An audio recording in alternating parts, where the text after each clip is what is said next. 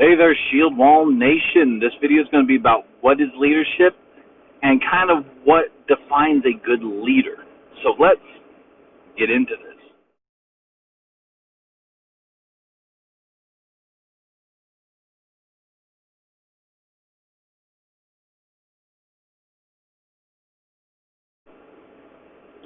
Now, what is a leader? A leader is an individual that can lead his group or fellow individuals, group, um, class, students is in the class, children, whoever they're in charge of to give guidance is a leader. That can be, like I said, military, school, being parents. It can be at a group event, church. There's always a leader. But what is the leader's duty, right? Not just to disseminate information and organize the group with that information to then do that mission, right?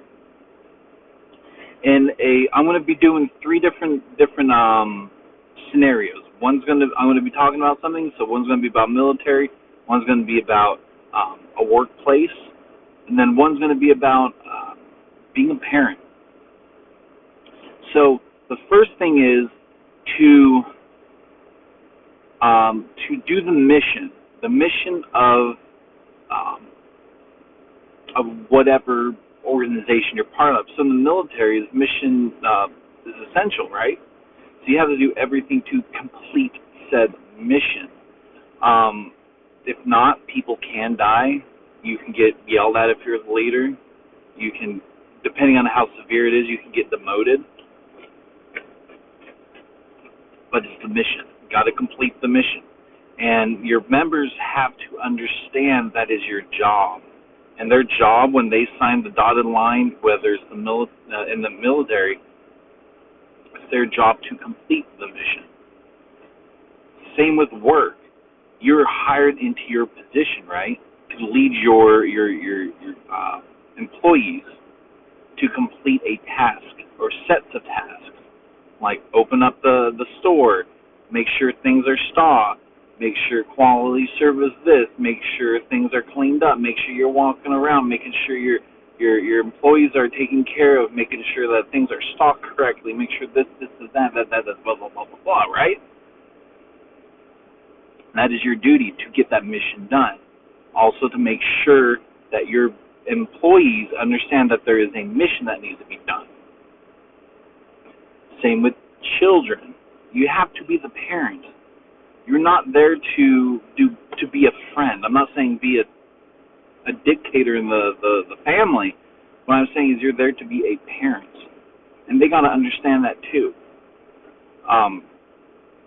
So when you need to get a task done for them, whether it's homework, they got to understand that you're there to make sure they're done, do their homework to its completeness.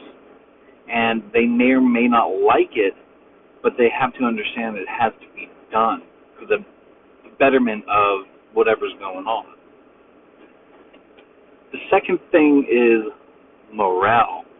Morale is a huge thing that can have your defining moment as a leader come crashing down, right? In the military, it's hard to build morale because there's so many times that you have to be tough on your troops in order to keep them tough and set us off during a given scenario in which you may go to combat, right? So you have to be a little bit tough on them, but still you have to boost that morale. How do you do it? Have a little barbecue at a little area where you can get everyone together. Just have a little barbecue for your section or your platoon or your troop or whatever it may be. Have a barbecue, a little get together. Award people for their good deeds. Like, hey, Private such and such did a fantastic detail in doing this, whatever it may be. Thank you. You know, they go, oh, I just got recognized. I feel good. Because if you start recognizing and building morale of your troops, they're going to be more willing to do something for you. Same goes for work. If you're building the morale of your employees, they will be more likely to work harder. You might have some employees that are just absolutely S-bags. That's same given in the military too, that no matter how much effort you try to get them to work hard, they just don't want to do it. So,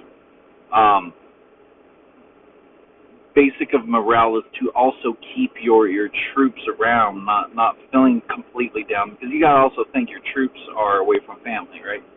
So I had to kind of mention that. So I go back now. I'm going back to the employer. You gotta make sure you retain your employees, right? You don't want to have an employee come in and then a month later they're gone because you just don't know what you're doing. You're an a-hole.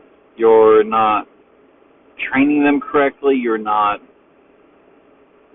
being a good leader. You have to do the welfare check kind of thing. Hey, how are you doing? Is everything good? How's your parents doing? I remember last time you mentioned your sister this or your dog that or la-di-da-di-da. How's everything going? Well, not good. What can I do to help make it better? Do you want to come to my office and talk, or find a quiet place and talk? Do you want to talk to a professional? Like, how can I help you? Same things with your kids. Your kids are just like adults, little emotional, stressed out balls of human being, right? Sometimes just sitting down talking to them releases that stress. This happened to me in school. Cry. This happened to me at school. Anger. This happened to me with this, and that, and they have their reactions. And we have to let our kids be able to express themselves. I'm not saying throwing things and destroying something and throwing a tantrum in the store. Like, if they start doing that, snap them back, say, hey, we'll talk about this later. Just cut it out. Because a lot of parents don't want to listen to their kids because a lot of parents think that they know everything. And therefore, the parent is the rule of law. Therefore, the parent decides everything, and your little kid's voice does not matter. That can build up to something more within the child. And that's not healthy. So listen to your kid, because it builds morale. Also, being a leader, you have to groom them to be a leader in the future. So, you have to lead by example. If you tell them to go and do it, you better be damn willing to go and do it yourself.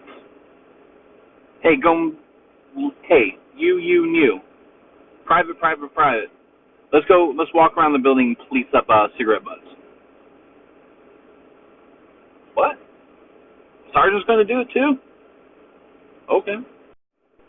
Then walk around with them and talk to them. How's life back home? How's your parents doing? How's this doing? Once again, another opportunity to get to know your troops. Right? Hey, private. I need you to sweep them off these hallways.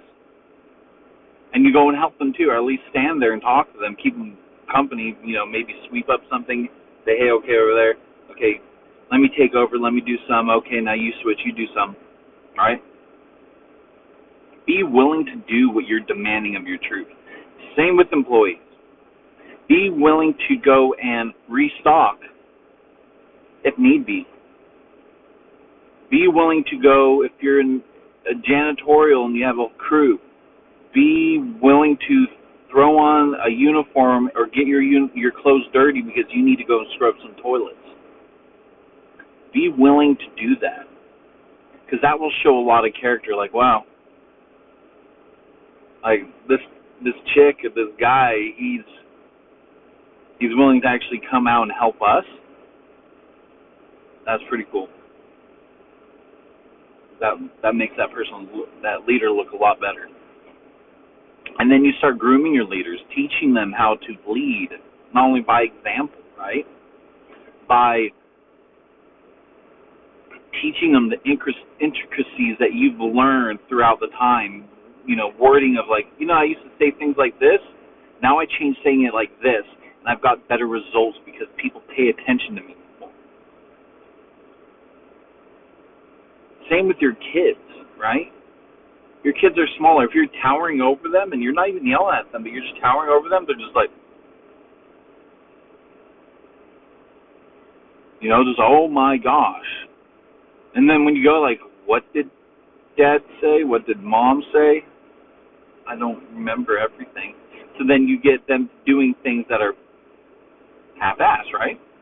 So get down to their level. Say, hey, I need you to go and clean your room. Can you please clean your room? You know how it's supposed to be cleaned. Can you please go do it? Okay. They might go and they might forget something as they're cleaning, but at least they've remembered a little bit longer. Clean, instead of doing 50%, maybe they did 70%, 75%. But you got a better result. So communication's key, right?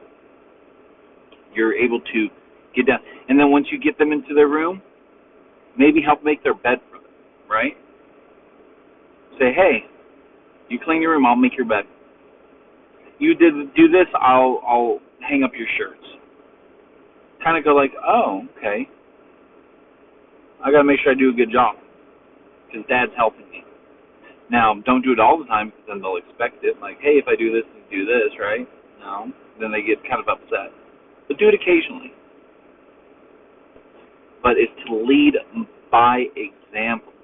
And then when they get older, you teach them, you reiterate things. Remember I did that when you were a kid? Remember I did this when you were a kid? This, and that when you were a kid?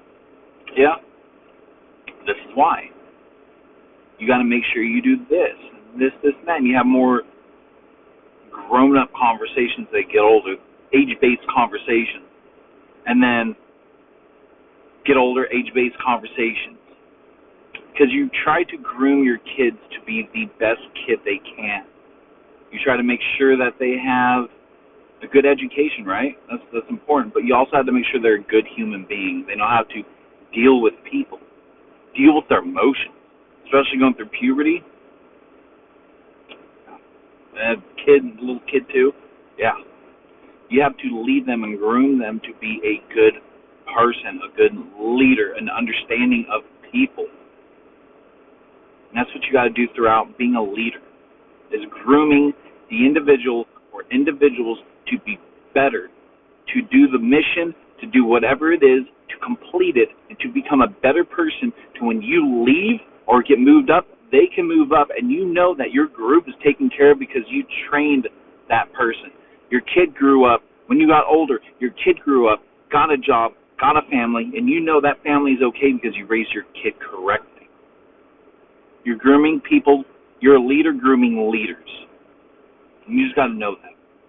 So, anyways, I digress. I'm going to cut this video before it gets too long. Shield Wall Nation, you have a good day. Stay strong. Stay resilient. Shield Wall